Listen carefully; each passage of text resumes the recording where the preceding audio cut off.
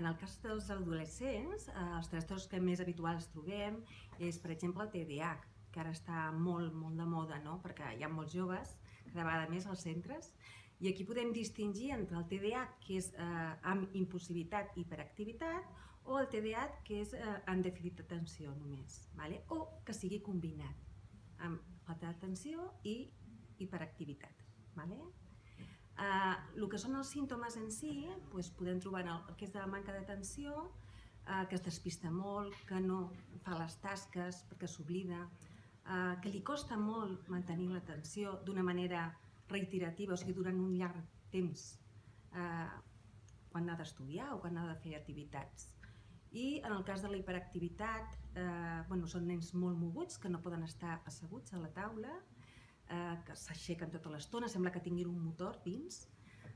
Són persones que sempre han d'estar fent alguna cosa, són impacients, els impulsius, per exemple, interrompeixen les converses, no esperen el torn, perquè els costa molt.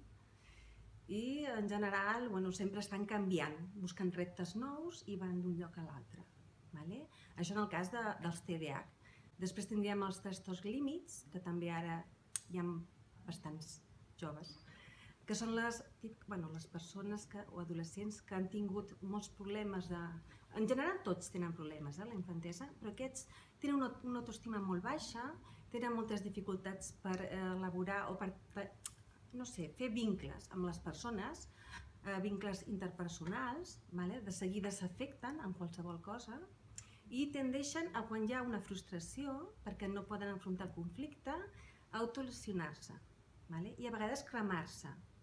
O sigui que ho pateixen molt i hem de tenir molt en compte tot això perquè com són molt patidors, a l'hora de parlar-los a poc, amablement, escoltar-los, intentar buscar la manera de trobar un punt en comú i que ells es trobin a gust.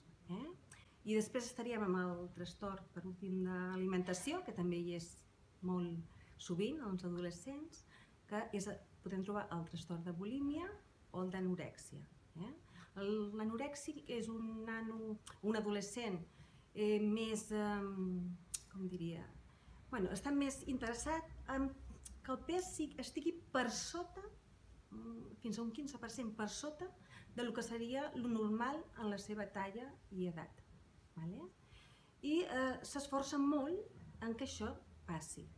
No menjant, o sigui, mesurant molt el que són les calories, mesurant molt tot el que són els nutrients, que no tingui greix, que no tingui sucre, que no tingui res processat, que no engreixi, i fins i tot a vegades fan purgues després, igualment, vòmits, laxants, per aprimar-se més. I encara que estan a vegades amb la pell, amb els ossos, ells veuen que hi ha greix, perquè estiven i veuen el greix. O sigui, és una distorsió molt gran de la imatge.